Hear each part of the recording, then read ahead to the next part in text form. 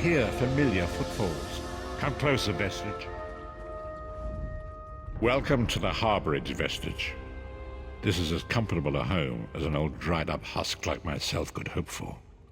Despite my blindness, nay, because of it, my other senses seem to have heightened.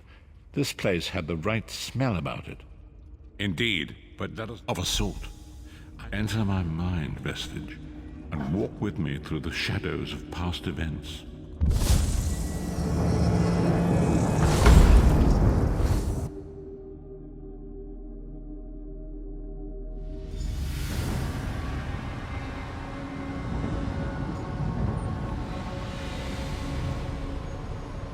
Follow me, Vestige, and learn of the events that precipitated our current crisis.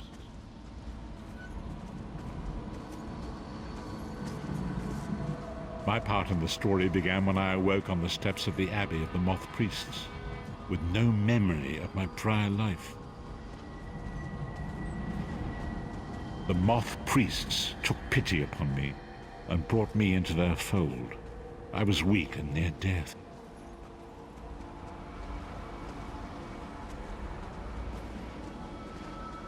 It was there I first set eyes upon the Elder Scrolls and devoted my life to their study.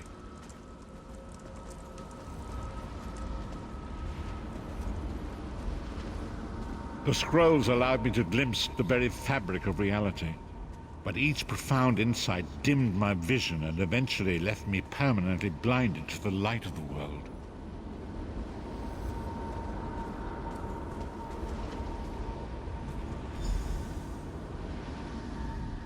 The prophecies of the Elder Scrolls are a fluid, living thing. They are not fixed. At many points throughout history, the actions of heroic mortals have rewritten them. I only know that you are important, Vestige. The scrolls reveal to me that your destiny is intertwined with that of the Five Companions. The Five Companions were a band of adventurers who sought out an ancient artifact called the Amulet of Kings. They hoped to use this artifact to persuade Akatosh, the dragon god, to accept their leader as one of the Dragonborn.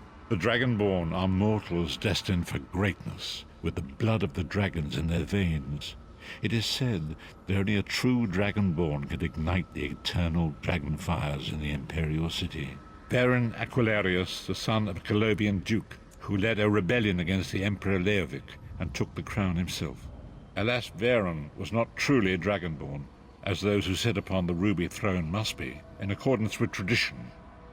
You have already heard enough babbling from this old blind fool. It is time you met the Five Companions yourself and witnessed their fate.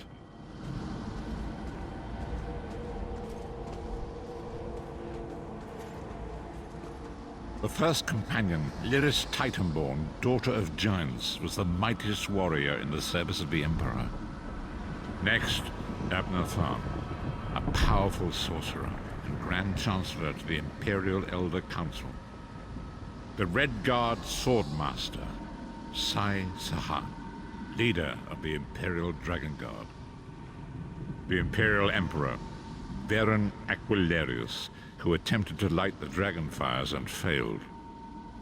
And finally, Manamako, the traitor, the King of Worms, a powerful necromancer, and your executioner.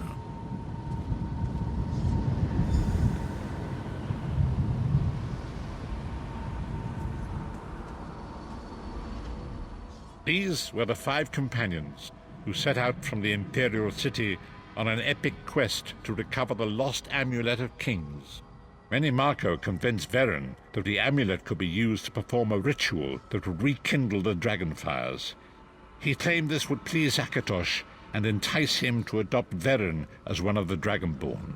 By tradition, only the Dragonborn can lay claim to the Ruby Throne and rule as the one true Emperor by divine right. Varen conquered Cyrodiil and took the throne, but unless he became Dragonborn, he feared he'd always be thought of as a pretender. Each of the Five Companions were chosen for their skill and courage. You've already met Lyris. She's a Nord warrior from the frozen lands of Skyrim to the north, and it is said that her family lineage contains the blood of giants. Sai Sahan came from a long line of Redguard swordmaster nobles. The Therns are one of the most influential families in Cyrodiil. Mannimarco the traitor, the great enemy, the most powerful necromancer this world has ever known. Disaster, war, and pestilence. A world brought to its knees. Now watch and see how one man's arrogance brought about the greatest threat our world has ever known.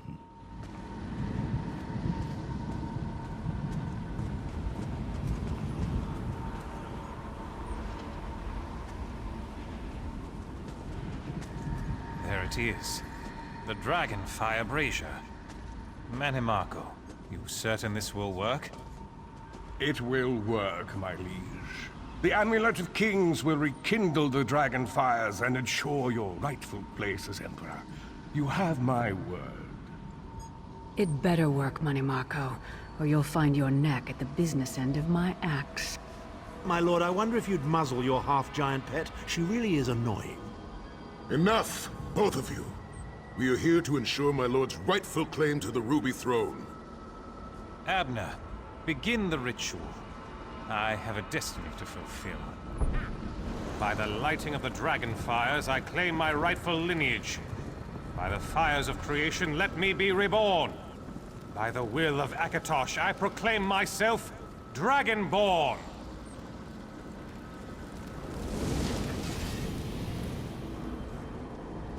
Baron Aquilarius, you are no heir to Alessia. You will pay for your sacrilege. The veil between Tamriel and Oblivion tears and splits asunder. What's happening? The sky's opening up. This is bad. This is very bad. Ah! This isn't supposed to happen. What's the meaning of this? Mannimarco, what have you done? Gullible fools! The veil between Oblivion and this world has been torn. My master, Moloch Baal, is free to claim Tamriel for his own. Akatosh, forgive me! Have mercy on our souls!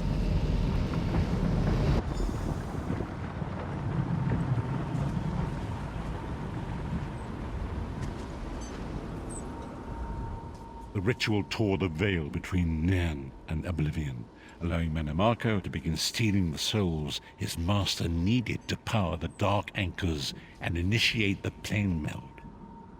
Akatosh gave Alessia the Amulet of Kings as a symbol of his covenant with Nairn. So long as the amulet remained in the care of Alessia's heirs and the dragon fires remained lit, Tamriel would be protected from the Daedra.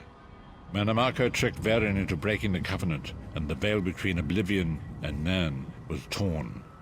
The Elder Scrolls named this event the Soul Burst. It gave Moloch Baal the opportunity to disconnect the souls of Nairn from their hosts. Varen was lost. In the chaos of the moment, Sai Sahan took the Amulet of Kings and fled. Leris was captured by Mannimarco and delivered to Cold Harbor, the realm of Moloch Baal. Tharn remains Chancellor of the Elder Council, and his daughter Clibio rules as Empress Regent. But the true power remains in the hands of Mannimarco and his worm cult. When I discovered the truth about the 5 companions, I made subtle inquiries, but apparently not subtle enough. Mannimarco got word of my interests and abducted me. He took me to Cold Harbor, where I remained a prisoner until you freed me. The truth is always a threat to evil men. Mannimarco feared I would reveal his treachery, and if knowledge of Nairn's vulnerability were to become known, it could threaten his master's schemes. Moloch Baal does not favor loose ends. Walk with me. Long ago it was written, so long as the Amulet of Kings was borne by Alessia's heirs, Tamriel would be protected from the forces of Oblivion. But the Soul Burst tore the veil between worlds and gave Moloch Baal the opportunity he desired. Moloch Baal's dark anchors pierced the torn veil and seemed to draw near into the depths of Cold Harbor. These terrible engines of destruction were appearing all throughout Tamriel.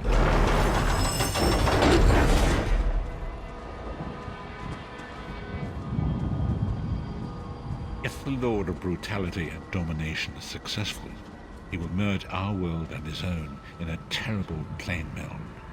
Few will survive the ordeal, and those that do will be enslaved for all eternity.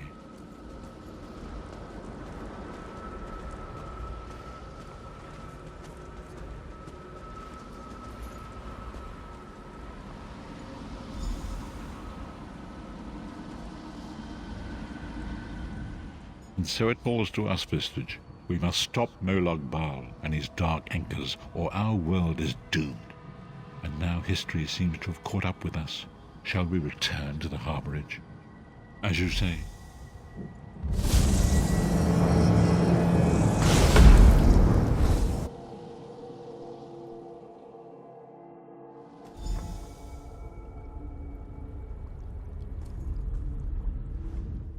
And so it begins. The remainder of the story has yet to be written. It is your story now. And there is so much to do. But know this, you will not walk this path alone. We must grow in strength and in numbers. You will need more than the company of an old blind man to alter the course of history. We must assemble our own group of companions. The first you have already met. Lyris sacrificed her own freedom to allow us to escape. She remains a prisoner in Cold Harbor. I must determine her precise location if we are to mount a rescue. That will take time. Minimarco's agents leave a web of lies and deceit. They pit the races of Tamriel against one another and divert their attention from the real threat. Seek out these agents, wherever they can be found, and expose their lies. Forgive me. Bringing you into my mind seems to have taken quite a toll on me. I must rest. I will contact you when the time is right. Until then, walk in the light, Vestige.